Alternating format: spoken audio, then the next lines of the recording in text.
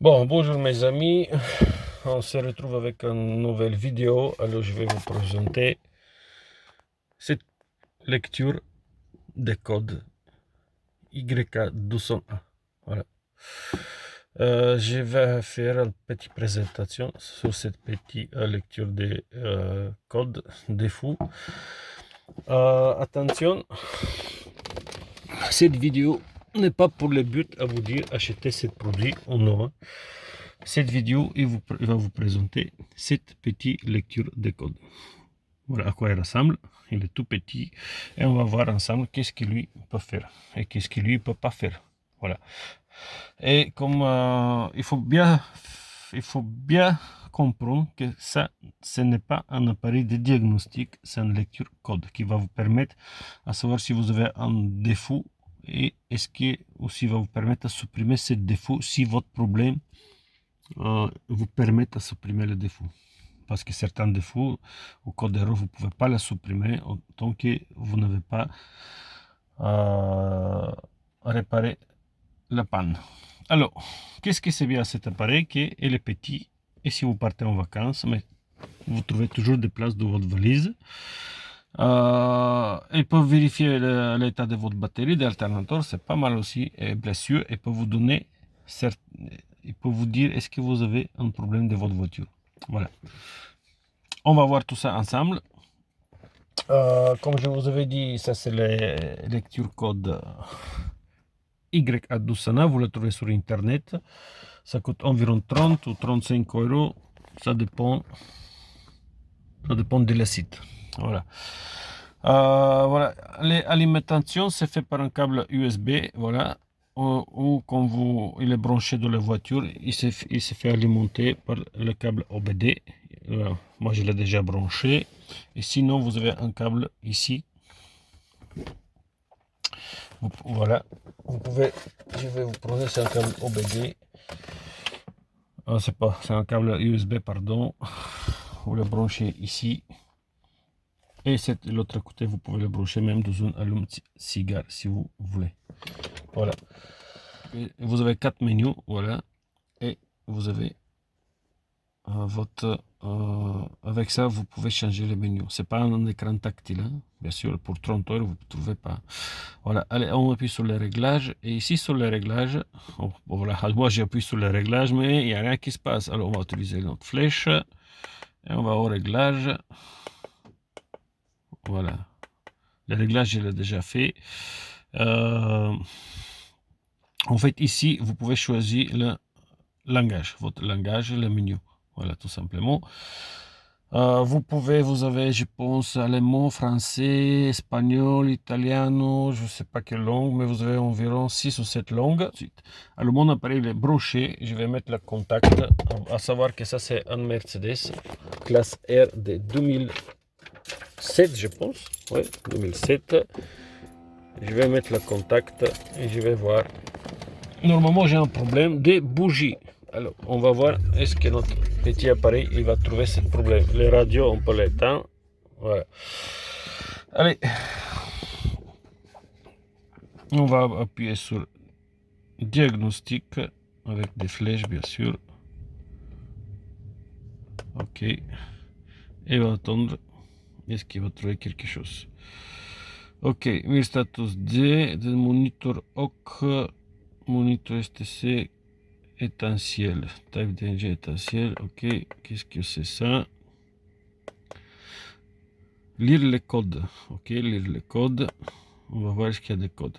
Code stocké. Ok. Ils me disent qu'il n'y a pas de code. Voilà. On va retourner vers rien.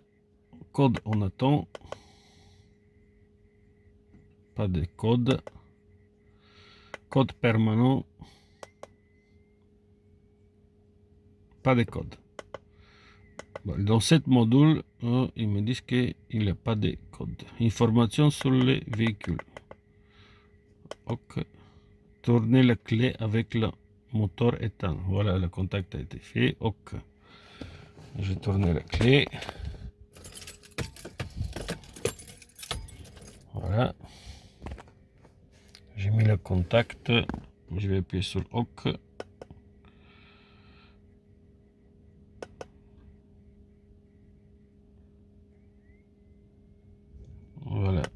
pas trouvé quelque chose là.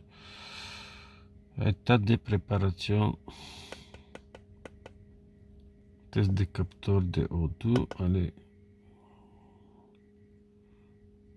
Voilà. La mode sélectionnée n'est pas supportable. Apparemment, avec cette voie, je peux pas faire grand chose là.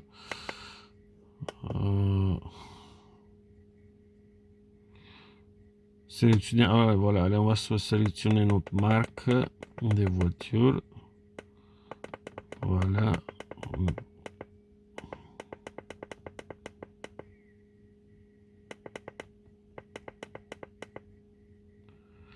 Kawama, Mazda, Mercure. Je trouve pas Mercedes par contre.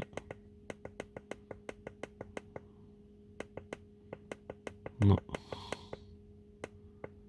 Non, Volkswagen.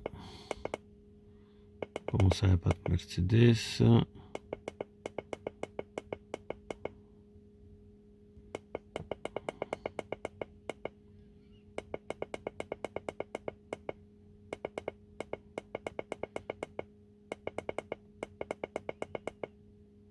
Bon, il n'y a pas de Mercedes. C'est bizarre. C'est le premier appareil que je vois qui n'est... On ne peut pas faire en BMW, c'est bon, Alfa Romeo, Audi, mais Mercedes, c'est un blague ou quoi? Allez, c'est alphabétique. Allez, suivez-moi, suivez-moi, suivez-moi. Mazda, Mercure et voilà, Mercedes, non, Mitsubishi, non. Bon, mais Mercedes, non. Bon, à savoir que Mercedes, si vous êtes un propriétaire de Mercedes, c'est pas la peine d'acheter cette petite bébé. Allez, on va la tester sur notre voiture alors. Bye bye Mercedes. Et voilà mes amis, là on se retrouve bien sur un Renault Twingo du 2012. Et on va voir est-ce que notre petit valise de diagnostic il va fonctionner. Allez, on va essayer de trouver notre voiture déjà. Ok, chargement de données, on est Renault.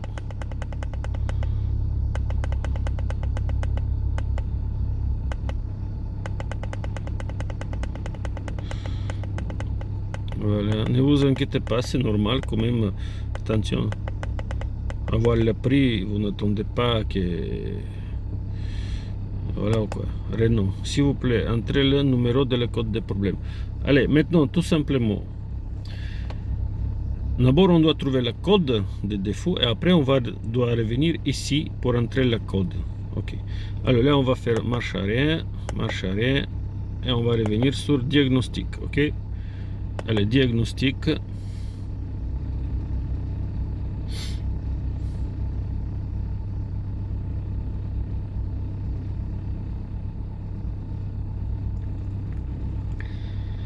Voilà.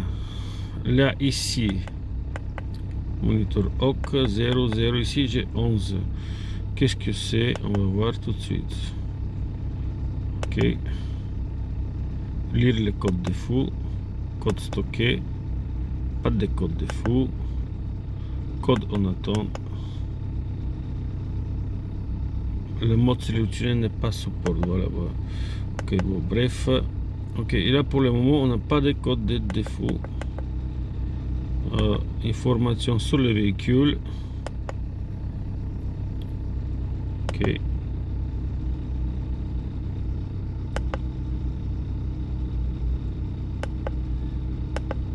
Voilà. Bon, je sais pas trop. Allez, on va voir la batterie.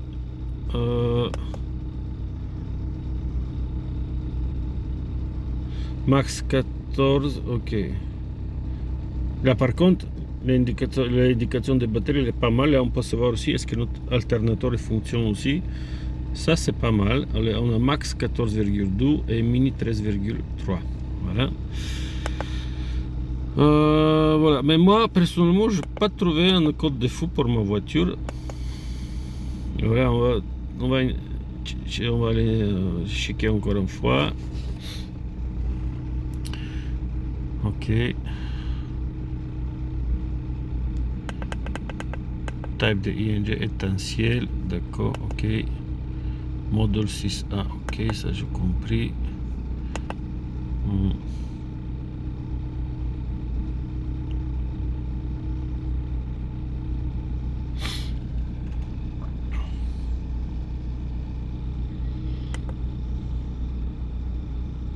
Voilà, moi j'ai pas de code défaut, mais si vous allez avoir des codes de défaut, bien sûr, tout simplement vous marquez vos codes défaut, vous revenez vers arrière, vous venez sur le menu raquette DTC, vous appuyez sur OK, vous choisissez votre marque de voiture en balayant avec les flèches.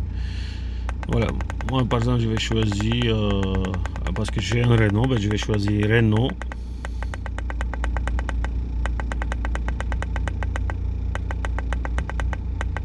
Voilà, je vais choisir Renault. Et là, il va vous demander d'entrer le code de défaut P00A. C'est un exemple. Voilà.